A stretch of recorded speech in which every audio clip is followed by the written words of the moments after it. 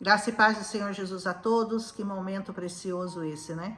Que todo mundo deveria tirar esse tempo de meditação na vida, esse tempo de meditação na palavra todos os dias, porque se as pessoas soubessem o quanto isso faz bem para nossa alma, o quanto isso nos acalma, o quanto isso nos alegra, o quanto isso nos deixa mais fortes para enfrentarmos todas as situações da vida, provavelmente ninguém deixaria de pegar um tempo do seu dia, um bom tempo do seu dia, para meditar nessa palavra. Que bom que você está aqui, que bom que você tem essa consciência dessa necessidade, né? De nós estarmos aqui lendo, conhecendo a palavra. Já estamos aqui desde Gênesis, falando com vocês a respeito de tudo que essa palavra linda do Senhor nos revela. Aleluia! Vamos começar hoje com o capítulo 11, um dos mais conhecidos, porque fala da ressurreição de Lázaro, o amigo de Jesus. E nós vamos ler essa palavra e vamos ver algumas coisas a mais que o Senhor pode nos mostrar nessa palavra. Aleluia! Diz assim: estava, porém, enfermo um certo Lázaro de Betânia, da aldeia de Maria e da sua irmã Marta. Lembram da Marta e da Maria, né? A Maria que escolheu a boa parte e a Marta que sempre atarefada com os afazeres da casa. E Jesus chamou a atenção dela para ela não se preocupar tanto com a casa, com os afazeres, né? Com as coisas deste mundo, que ela escolhesse a melhor parte que Maria havia escolhido, porque Maria escolheu adorar ao Senhor. E Maria era aquela que tinha ungido ao Senhor com unguento, vocês lembram dela, né? E que tinha enxugado com seus cabelos, ela enxugou os pés de Jesus, cujo irmão Lázaro estava enfermo. Veja como essa moça, como essa Maria, será grandemente recompensada pela adoração que ela prestou ao Senhor Jesus, pelo amor que ela demonstrou ao Senhor, quando ela ungiu os pés dele com unguento, aquele unguento caro, e depois ela secou com os próprios cabelos. Ela devia ter cabelos muito longos, né, para poder secar os pés de Jesus, né? Veja bem, ela se preocupou em limpar os pés de Jesus, em lavar os pés de Jesus, mas mais do que isso, né? Ela jogou um unguento caríssimo nos pés de Jesus. Era muito comum que as pessoas fizessem isso quando você chegava de uma jornada com os pés descalços, sujos. As pessoas ofereciam um balde de água para você entrar na casa com os pés limpos. E ninguém tinha feito isso por Jesus, mas essa Maria fez, e ele chamou a atenção, dizendo para aqueles da casa, quando criticaram Maria, ele disse: ela se preocupou em lavar os meus pés, deixa ela fazer a adoração dela. E assim a Maria era amada também pelo Senhor, não só seu irmão Lázaro, né, mas a Maria também. Então mandaram-lhe, pois, suas irmãs a dizer: Senhor, eis que está enfermo aquele que tu amas, o Lázaro. Eis que está enfermo aquele que tu amas. Como é importante você ser amado do Senhor, saber que o Senhor te ama, né? O Lázaro era uma pessoa que o Senhor amava.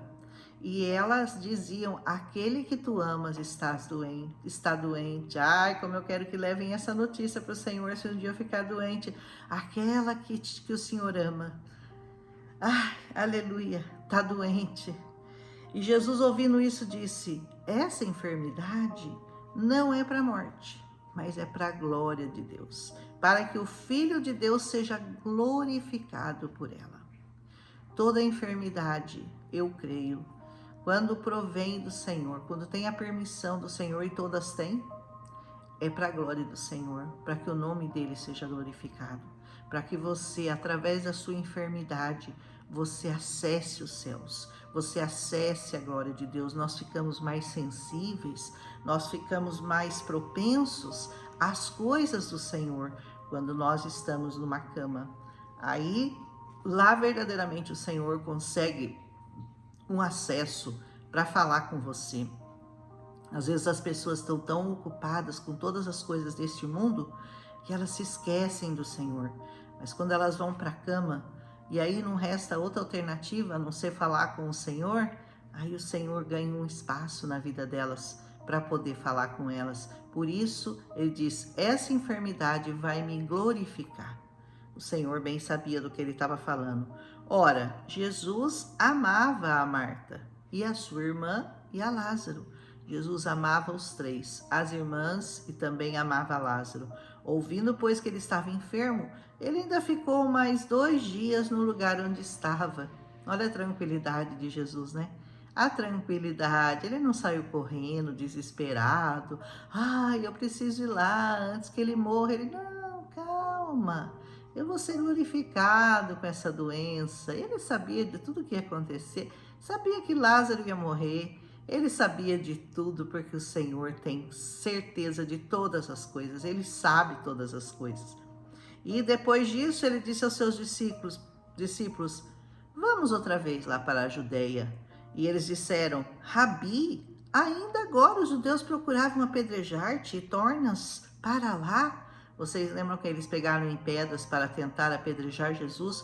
Porque no capítulo anterior, ele havia curado aquele cego de nascença.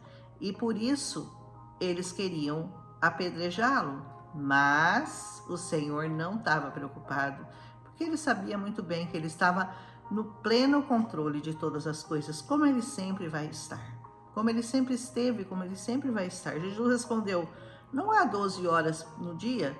Se alguém andar de dia, não tropeça, porque vê a luz deste mundo, mas se andar de noite, tropeça, porque nele não há luz.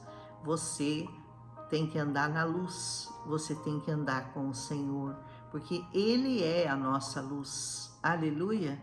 E assim falou. Depois disse-lhe: Lázaro, nosso amigo, dorme, mas eu vou lá para despertá-lo do sono.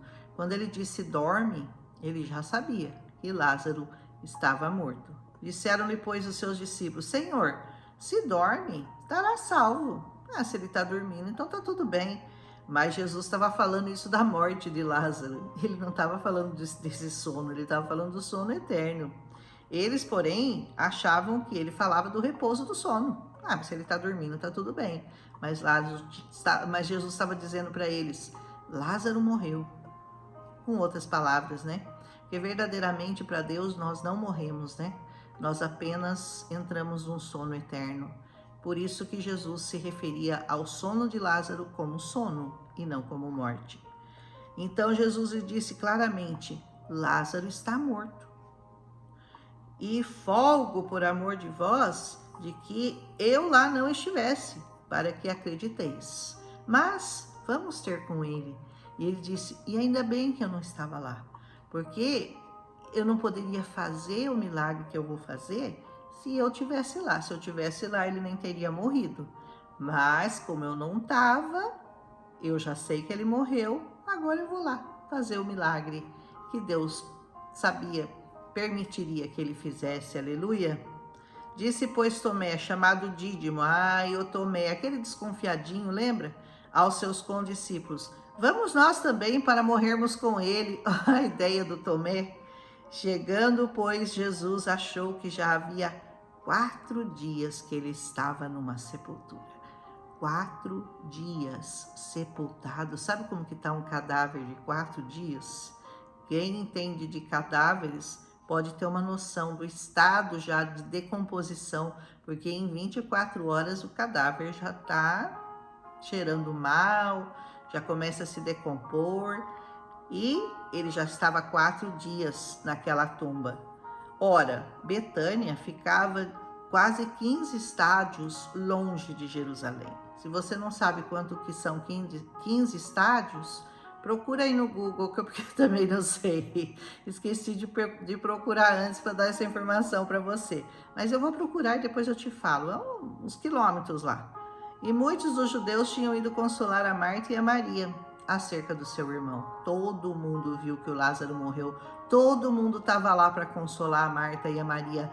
Era impossível você não crer naquele milagre que Jesus ia fazer, hein? Ouvindo, pois, Marta que Jesus vinha, saiu ao seu encontro, correndo, né? Maria, porém, ficou assentada em casa. A Marta era mais ágil, era mais... A Maria não, a Maria era calma, a Maria, ela era sensata, ela era tranquila. Aqui dá para perceber a diferença das duas, né? Disse, pois, Marta a Jesus: ai, Senhor, se o Senhor estivesse aqui, meu irmão não teria morrido. Ela não cria em Jesus? Ela cria. Ela cria. Ela tinha fé suficiente para saber que se Jesus estivesse lá, o irmão não teria morrido. Então a fé dela era uma fé palpável, era uma fé de alguém que sabia com quem estava falando. Mas o Senhor tinha uma surpresinha para ela, né? Ele ia mostrar que nem a morte pode detê-lo. Mas também agora sei que tudo quanto pedires a Deus, Deus te concederá. Disse-lhe Jesus: teu irmão há de ressuscitar. Olha as palavras do Senhor. O seu irmão vai ressuscitar. Talvez você tenha alguém na sua família que está morto espiritualmente, que está morto no pecado, que está morto nas drogas, que está morto no adultério, que está morto na prostituição, que está morto nos vícios, que se afastou do Senhor. Mas se você crê verdadeiramente no Senhor, saiba que o seu irmão ou qualquer pessoa que você ama há de ressuscitar, porque o Senhor ressuscita mortos. Não só os mortos físicos, como os mortos espirituais.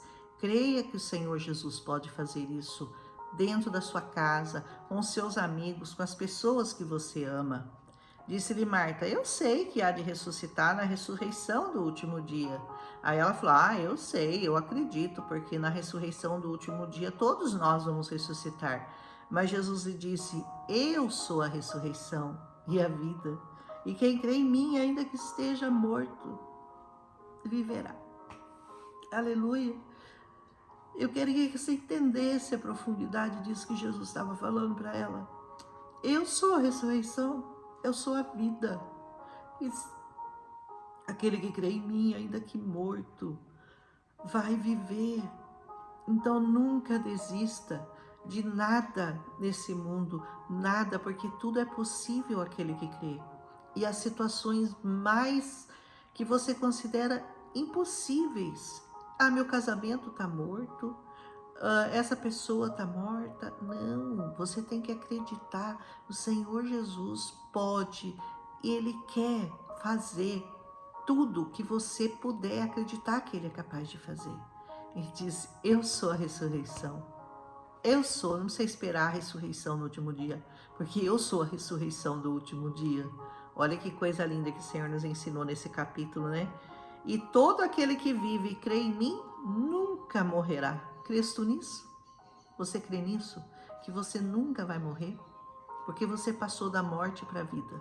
Quando você recebeu Jesus na sua vida, quando você decidiu entregar toda a sua vida para o Senhor Jesus, todo o seu coração, todas as suas ansiedades, toda a sua tristeza, toda a sua dúvida, tudo você colocou aos pés do Senhor Jesus.